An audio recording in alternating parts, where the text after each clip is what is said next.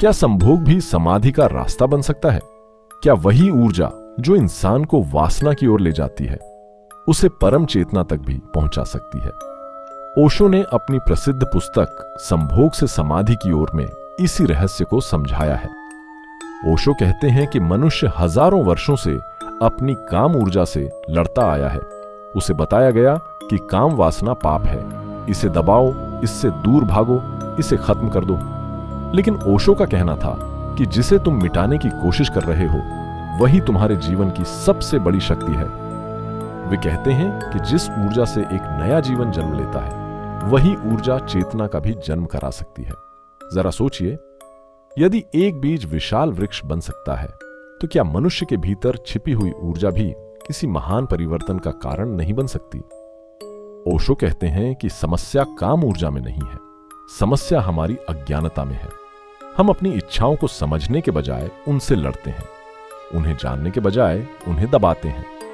और जो चीज दबाई जाती है वह कभी समाप्त नहीं होती, वह हमारे भीतर और गहराई में चली जाती है। फिर वही दबाव चिंता, बेचैनी और दुख का कारण बनता है।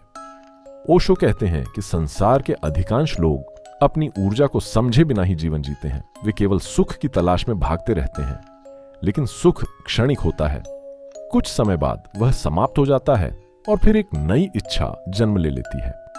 यही चक्र चलता रहता है। मनुष्य पूरी जिंदगी भागता रहता है, लेकिन संतुष्टि नहीं मिलती। ओशो कहते हैं कि जब प्रेम जन्म लेता है तब यात्रा बदलने लगती है, क्योंकि प्रेम केवल शरीर का संबंध नहीं है। प्रेम दो आत्माओं के बीच एक गहरा जुड़ाव है। जहां प्रेम होता है वहां स्वार्थ कम होने लगता है, जहां स्वार्थ कम होता है वहां मन शांत होने लगता है, और जब मन शांत होता है तब ध्यान का द्वार खुलता है। ध्यान का अर्थ है जागरूक होना, हर पल होश में रहना, अपने विचारों को देखना, अपनी भावनाओं को देखना, अपने भीतर उठती हर लहर का साक्षी बन जाना। ओशो कहते हैं कि जिस दिन तुम अपने भीतर के साक्षी को पहचान लोगे उसी दिन तुम्हारे जीवन में एक नया अध्याय शुरू हो जाएगा। फिर ऊर्जा नीचे नहीं बहेगी, ऊपर उठने लगेगी। क्रोध करुणा में बदल सकता है, वासना प्रेम में बदल सकती है, और प्रेम धीरे धीरे प्रार्थना बन सकता है।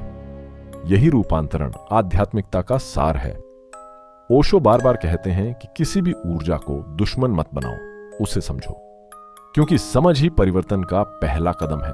जिस दिन तुम अपनी ऊर्जा को जागरूकता की रोशनी में देखोगे उसी दिन उसका रूप बदलना शुरू हो जाएगा, और यही परिवर्तन तुम्हें भीतर की शांति, आनंद और आत्मबोध की ओर ले जाएगा। ओशो ने इसी यात्रा को नाम दिया था संभोग से समाधि की ओर। उनका संदेश था कि जीवन की किसी भी शक्ति को दबाने की आवश्यकता नहीं है, उसे समझने, स्वीकार करने और जागरूकता में बदलने की आवश्यकता है। क्योंकि जिस ऊर्जा को लोग बंधन समझते हैं वही ऊर्जा मुक्ति का द्वार भी बन सकती है। अगर आपको ओशो के ये विचार पसंद आए हों तो इस वीडियो को लाइक करें और हमारे YouTube channel rule of value को अब भी सब्सक्राइब करें। Thanks for watching.